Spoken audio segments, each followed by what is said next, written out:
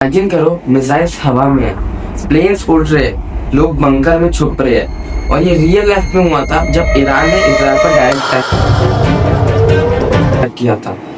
लेकिन उससे भी शॉकिंग बात ये थी कि कुछ ही दिन बाद ये वॉर रुक गई थी।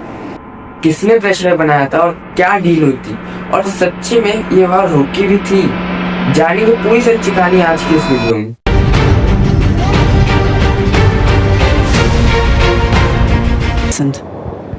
ईरान और इजराइल की राइवलरी कोई 2-3 साल पुरानी नहीं है, पूरे 46 इयर्स पुरानी है। जब 1979 में इस्लामिक रेवोल्यूशन हुआ, तब से ईरान ने इजराइल को एक ज़ायनिस्ट एलिमेंट डिक्लेयर कर दिया। ओपनली कहता है कि इजराइल का एग्जिस्टेंस इस दुनिया में इलीगल है और उसे इस दुनिया से हटा देना चाहिए। वहीं इजराइल ईरान के लिए थ्रेट है, क्योंकि वो छुपकर नहीं, वो साफ साफ कहता है कि हम न्यूक्स बनाना चाहते हैं। दोनों कंट्रीज कभी डायरेक्ट वॉर में नहीं गए, लेकिन प्रॉक्सी वॉर हर जगह होती है।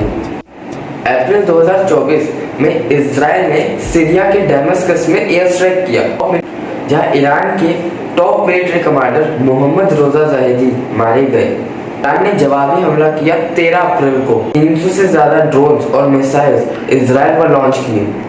ये पहली बार था जब ईरान ने इजराइल पे ओपनली अटैक किया बिना किसी प्रॉक्सी वार के। जिसने तुरंत इमरजेंसी मीटिंग्स बुलाई। यूएस, यूके, फ्रांस सभी ने इजराइल को डिफेंस सपोर्ट, डिफेंस सिस्टम जैसे आयरन डोम, डेविड स्लिंग, THAAD एक्टिवेट कर दी। लेकिन इस मैसिव टेंशन के बाद भी कुछ ही दिन के बाद ये फाइट रुक गई। सीज फायर के पीछे एक सबसे बड़ा रीजन हो सकता है अमेरिका का प्रेशर। बाइडेन एडमिनिस्ट्रेशन नहीं चाहता था कि वार बढ़े, क्योंकि मिड ईस्ट वार का मतलब होता है क्राइसिस हाई, रिफ्यूजी क्राइसिस और ग्लोबल इकोनॉमिक शॉक। ईरान को भी यूएन टॉक्स के द्वारा वार्न किया गया, और आगे क्या तो तुम्हारी इकोनॉमी पे फुल सैंक्शंस लगेंगे। ईरान का पर्पस एक ही था कि उसे प्रूव करना था कि हम कैपेबल है। मिसाइल अटैक ज्यादा डैमेज। इजराइल के डिफेंस सिस्टम ने 99% मिसाइल्स को शूट डाउन कर दिया।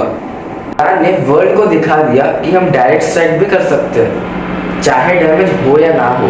ये सिंबॉलिक विक्ट्री ईरान के लिए काफी, वो भी एस्केलेशन नहीं चाहता था। इजराइल के पास भी फुल चांस था रिटेलिएशन का, लेकिन नेतन्याहू गवर्नमेंट ने सोचा कि एक तरफ है हमास, दूसरी तरफ है हिजबुल्लाह और तीसरी तरफ है ईरान। एक साथ तीनों से लड़ा नहीं जा सकता। इजराइल ने लिमिटेड स्ट्राइक्स किए ईरान के रडार बेसिस पर और फुल स्केल वॉर अवॉइड किया, क्योंकि अगर फुल स्केल वॉर होता तो इस सच्ची में वर्ल्ड वॉर 3 की शुरुआत होता और ईरान के साथ एक वॉर उनके प्लान्स को पूरा डिरेल कर देता। सबको पता ये था कि ईरान न्यूक्लियर प्रोग्राम में काफी आगे बढ़ चुका है। जैसे रिपोर्ट्स ये कहती है कि ईरान के पास इनफ एंडर्स यूरेनियम है बॉम्ब बनाने के लिए। वॉर होता तो इजराइल न्यूक्लियर साइट्स को डिस्ट्रॉय करता।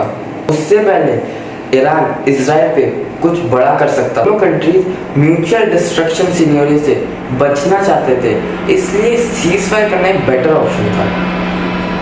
ये शायद सबसे कम डिस्कस्ड एंगल है कि चाइना और रशिया ने भी बैक चैनल डिप्लोमेसी में रोल प्ले किया था। पिछले साल सऊदी अरेबिया और ईरान को मिलवाया था पीस टॉक के लिए, और रशिया यूक्रेन वॉर में पहले से फंसा हुआ था, इसलिए वो नहीं चाहता था कि एक और फ्रंट। दोनों कंट्रीज ने साइलेंटली पुश किया कि कॉन्फ्लिक्ट कंट्रोल हो जाए, स्पेशली ईरान।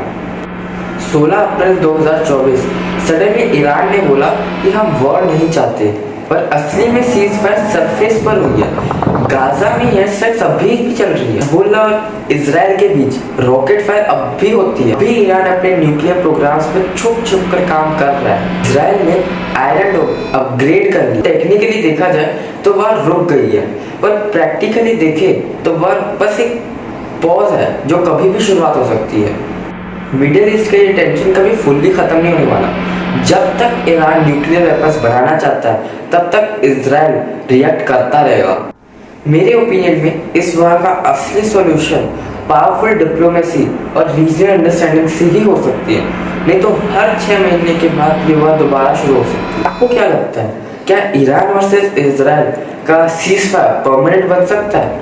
अपना ओपिनियन कमेंट जरूर करें, और अगर आपको करंट अफेयर से हटके एक ऐसी मिस्ट्री के बारे में जानना है जो अभी तक भी अनसॉल्व है, तो मैं रिकमेंड करता हूँ मेरे इस वीडियो पे जाके क्लिक करें।